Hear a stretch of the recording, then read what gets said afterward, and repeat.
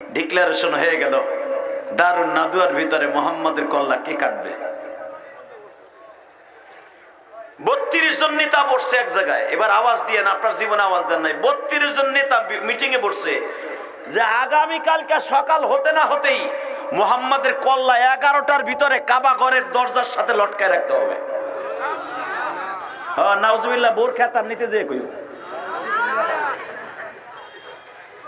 আবার বলছি, বেলা 11টার আগে মুহাম্মাদের কল্লা কাবা ঘরের দরজার সাথে কে লটকায় রাখবে? 32 জন নেতাই বইছে।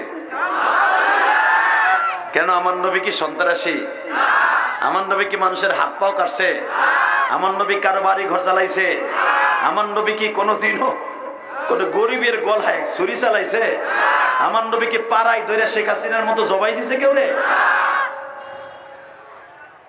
কেন তার কল্লা কেটে কেন কাবা ঘরের সামনে লটকায় রাখবে? একটাই অপরাধ, একটাই, মুহাম্মদ কোরআনের পক্ষে কথা কয়। কথা বলেন না কেন? জোরে বলতে হবে। কোরআনের পাকে আল্লামা দেলোয়ার হোসেন সাঈদীকে কেউ রাজাকার প্রমাণ করতে পারে নাই। মৃত্যুর আগ পর্যন্ত পারে নাই, কিয়ামত পর্যন্ত পারবে না। আই ক্যান চ্যালেঞ্জ করে বললাম, কথা ঠিক না ঠিক? কিয়ামত পর্যন্ত কেউ পারবে না, পারেও নাই। বরঞ্চ যেই উকিল তার পক্ষে, যেই মাইনকে চোরা, কালা মাইনকে চোরা, সে ফাঁসির রায়ের জন্য সে দাঁড়িয়ে ছিল, মাইনকের অবস্থা কি হবে? কথা কর না কে?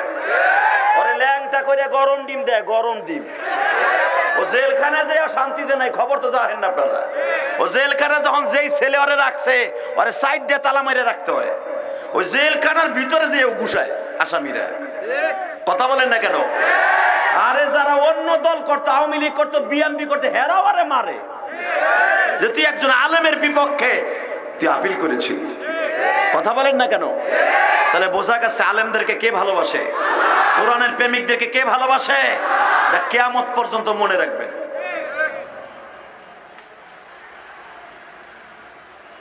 আগামীকালকে 11টার আগে মুহাম্মাদের কল্লা কাবা ঘরের দরজার সাথে দেখতে চাই। আল্লাহ যারা নবীর কথা শুনে নাউজুবিল্লাহ আসতে কইছে গো, বাড়ি ঘর তুমি চিনো। বুঝছি কি করবো, আমার বোঝা শেষ, আমার আর কইতে হইব না। তবে রসুলের প্রেমিক গুলার এবার আওয়াজ এত জোরে হবে, জীবনে কোনোদিন এই মাঠে কোনোদিন দেয় নাই। রেডি? আমার নবী কি সন্ত্রাসী ছিলেন? আমার নবী কোনোদিন নেশা করছিলেন? আমার নবী কারো বাড়ি ঘর জ্বালাইছে? বরঞ্চ আমার নবীর চেহারাটা পূর্ণিমার চাঁদের চাইতে সুন্দর ছিল। মা আয়েশা বলতেন, আমার নবী কোনো অন্ধকার রাস্তা দিয়ে হাঁটলে কোনো বাতির প্রয়োজন হতো না। আমার নবী কোনো গিলাসে পানি পান করলে ওই গিলাসটা পৃথিবীতে থাকা পর্যন্ত মেশকম্বারে ঘেরান আসতো, কোনো দুর্গন্ধ আসতো না। আমার নবী যেই বালিশে ঘুমাইতেন ওই বালিশটা পৃথিবীতে থাকা পর্যন্ত মেশকম্বারে ঘেরান আসতো। আমার নবী যেই বাথরুমে পায়খানা করতেন ওই বাথরুম জান্নাতের টুকরার মতো ঘেরান আসতো। আজকে সেই নবীজির কল্লা কাইটা কেটে কাবা ঘরের দরজার সাথে ঝুলাই রাখবে সিদ্ধান্ত হয়ে গেল। এখন সিদ্ধান্ত তো হইল, কল্লাটা কাটবোটাকে। মুহাম্মাদের এখনো 9 জন চাচা জীবিত, তার ভিতরে 2টা চাচা আছে আজরাইলের মতো, তার ভিতরে একজন হলো গ্রেট দাওয়ান, A plus golden A plus পানেওয়ালা একজন চাচা।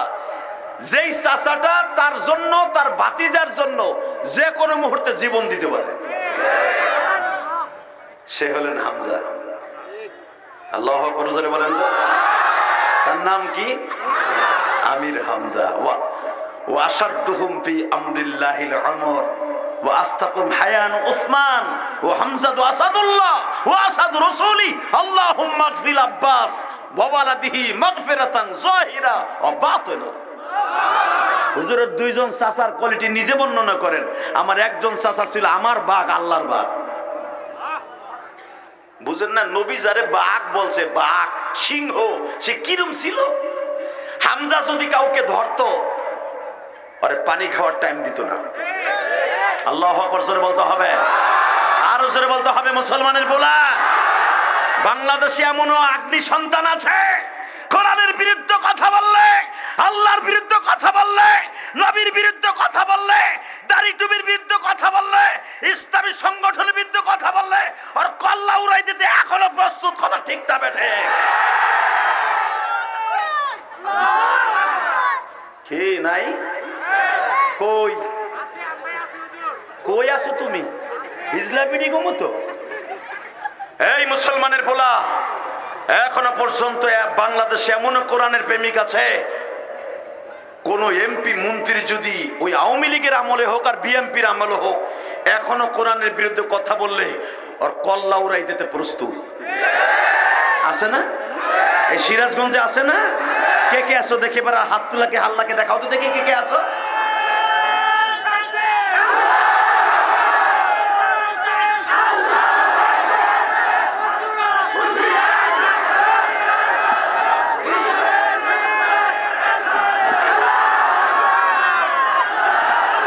মাশাআল্লাহ মাশাআল্লাহ। চাচা, ও চাচা, আপনা জান বাচা। চাচার পাওয়ার কি, হর্স পাওয়ার খাইছে আজকে চাচা। উরি বাবা চাচার হামজা মার্কে একজন পাইছি আমার চাচা, নবীর চাচা হামজার মতো। আল্লাহু আকবার জোরে বলেন তো। এই চাচাই আমার দরকার। চেয়ারে খাড়াই যাবেন গা, চেয়ার লইয়ে মে উড়ে যাবেন আর একজনের পিছনে পড়বেন। এটার নাম হলো চাচা হামজা। আল্লাহু আকবার বলেন তো। ওই যে আমার চাচা যেরকম দেখা যায়, এরকম নবীর একজন চাচা ছিল। হামজা লম্বা ছিলেন আপনার আমার হাতের এই যুগের 11 ফিট। কত ফিট?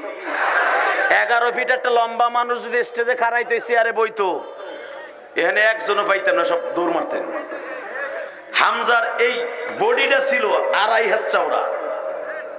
মারহাবা বললেন না?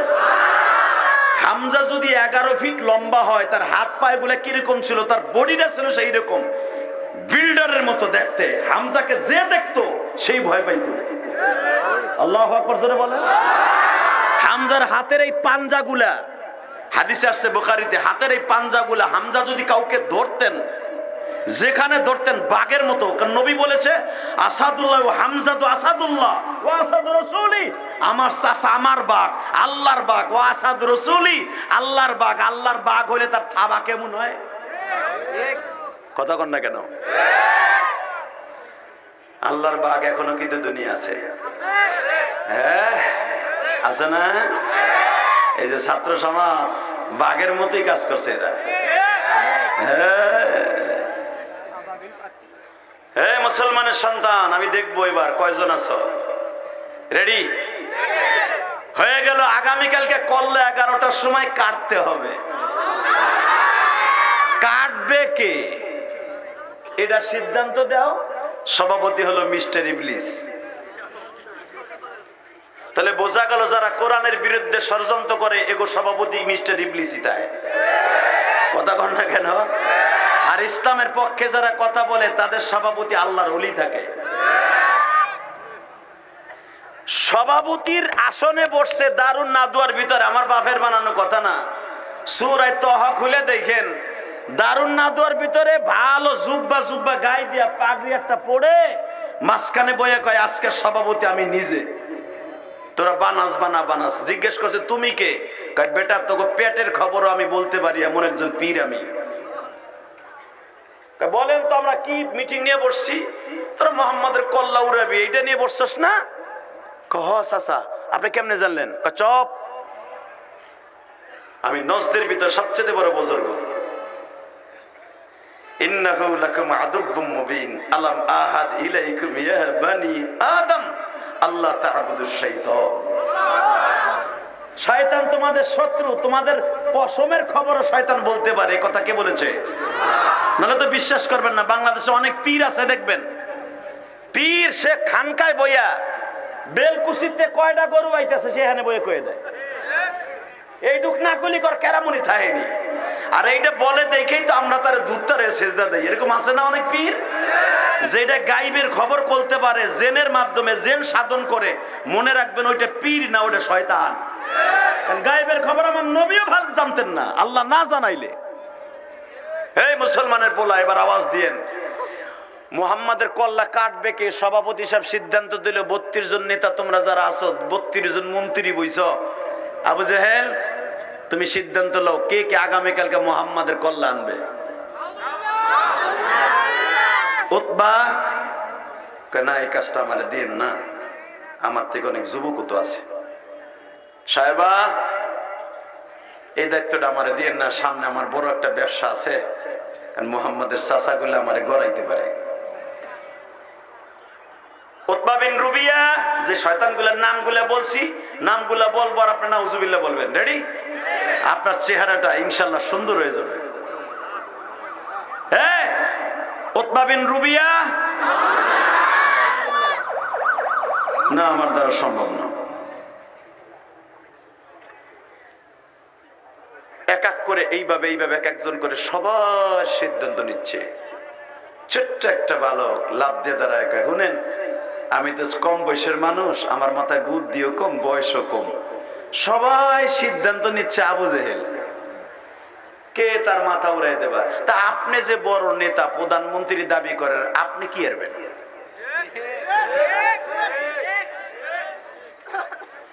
আবু জেহেল কয়, তুই ছোট মানুষ, এরম বুদ্ধি কই পেলি? হ্যাঁ বেটা, আমি তো নেতা। নেতা হতে হলে নেতার মতো কাজ করতে হবে। কাউয়া কাদের জনগণের ডাক দিয়া হে ফখরুল ইসলামের দাওয়াত দিত, কথা কর না কে? এই মুসলমানের বলা, এবার আওয়াজ দিন, জীবনে কোনোদিন আওয়াজ দেন নাই। এক এক করে 32 জনের জিগানের পরে সাথে একটা ছেলে লাভ দিয়ে দাঁড়ায় বলতেছে, কল্লা যদি কাটতে হয়, নেতা যদি বড় দাবি করেন, আবু জেহেল আপনি কাটবেন।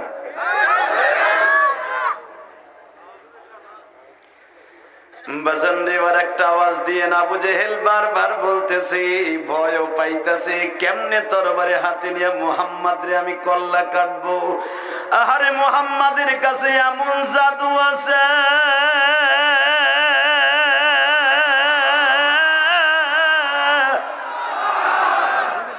যেই জাদু রাত মানে না, দিন মানে না, আমাবস্যার রজনী মানে না। মুহাম্মদ আমাবস্যার রজনীতে যদি একবার আসমানের দিকে তাকায়, চন্দ্র উদিত হইয়া ফর্সা হইয়া যায়। মুহাম্মদ যদি দিনের বেলা রাত্র চায়, রাত্র হইয়া যায়। রাতের বেলা দিন চাইলে দিন হইয়া যায়। মুহাম্মদ গাছের দিকে ইশারা করলে 2 টুকরা হয়ে যায়। মুহাম্মদ পাহাড়ের পাশে দাঁড়াইলে পাহাড়ের ছায়া যদি উত্তর দিকে থাকে, মুহাম্মাদের কারণে পাহাড়ের ছায়া মুহাম্মাদের দিকে ঝুঁকিয়া পড়ে।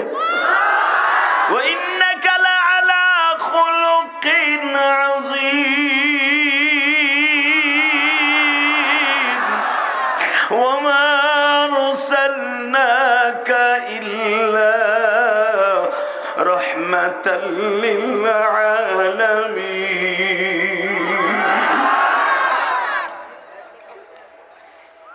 যেই মানুষটা গাছের কাছে গেলে 25 হাত দূরের থেকে গাছ মাটি চিরে এসে সালাম দেয়, আমি আবু জেহেল এই মানুষটার কল্লা কেমনে উড়াই গো। আবু জেহেল বলে, তোমরা যদি দায়িত্ব দাও আমি রাজি আছি।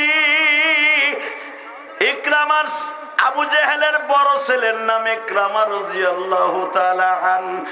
ইকরামা বলেন, আব্বা হিসাব নিকাশ করে কথা বইল, যেই মানুষটার কল্লা তুমি উড়াইবা, ওই মানুষটার 9 জন চাচা এখনো বেঁচে আছে। তার কল্লা উড়াইবার আগে তোমার কল্লা ঠিক থাকবে কিনা একবার চিন্তা ভাবনা করে দেখো, চিন্তা ভাবনা করে দেখো, চিন্তা ভাবনা করে দেখো। ইকরামার কথা শুনে আবু জেহেল বোল্ড হয়ে গেল। হঠাৎ করে একজন বজ্রের মতো লাভ দিয়ে দাঁড়ায় বলে, বুঝছি তোমরা কিসের সাতার নেতা, তোমরা কেউই পারবা না, আমি পারবো খাত্তাবের বলা। নাউজুবিল্লাহ বলেন না? আমি খাত্তাবের ছেলে পারবো মুহাম্মাদের কল্লা উড়ায় দিতে। যদি আমি মুহাম্মাদের কল্লা আগামীকালকে 11টা 11:30টার সময় কাবাগরের স্বর্ণের দরজার সাথে 162 কেজি স্বর্ণের দরজার সাথে লটকায় রাখতে না পারি, আমি আমার বউর কাছে যাব না।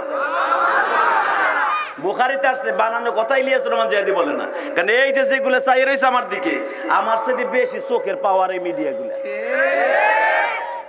এইগুলা বাস দেওয়ার লেগে 1 নাম্বার। এই মিডিয়ার কারণে আজকে মিজানুর আজহারী দেশে আসতে পারতেছে না এখনো পর্যন্ত। কথা বল না কেন? এই মিডিয়ার কারণে মামুনুল হক তার জীবন থেকে 3টা বছর চলে গেছে। আমির হামজা বাচ্চা ছাড়া 3 বছর ঈদ করছে এই মিডিয়ার কারণে। মিডিয়ার আলেম ওলামা এলাও করে না, তারপর এখন আলেম ওলামা দেয় যেন আমাদের দিকে ব্যবসা কর, কিন্তু হালাল ভাবে করিস, কোন আলেমরে গালি শুনাইস না, আল্লাহ তোর বাচ্চা কাচ্চারে গালি শোনাবে না। আর যেই মিডিয়া দেখবেন আলেম ওলামারে গালি শোনায়, এই ওয়াজের মাধ্যমে ব্যবসার দ্বারা আল্লাহ তারপরে গজব ফেলাবে। শুধু আমার দিকে তাকাবেন, আমি আপনার ভাই, হতে পারে আজকে আপনার আমার জীবনের শেষ মাহফিল, তাই না বাবা? আল্লাহ সবাইরে মাফ করে দেন। আল্লাহ আল্লাহ এই বাংলাদেশের একটা সোনালী সুদিন দেখতে চাই। কিছু আলেম ওলামা সংসদে নেওয়া, আল্লাহ মন চায় না? জান আপনাদের বয়স তো 60-70 হয়ে গেছে, আপনারা চান না যে আলেম ওলামা সংসদে যাক? একবার চান আপনারা? ইনশাল্লাহ বলেন তো, দেখ কে কে চান, দেখে আল্লাহকে হাত উঠে দেখান তো কে কে চান, তাকবীরের ধ্বনি দিয়া।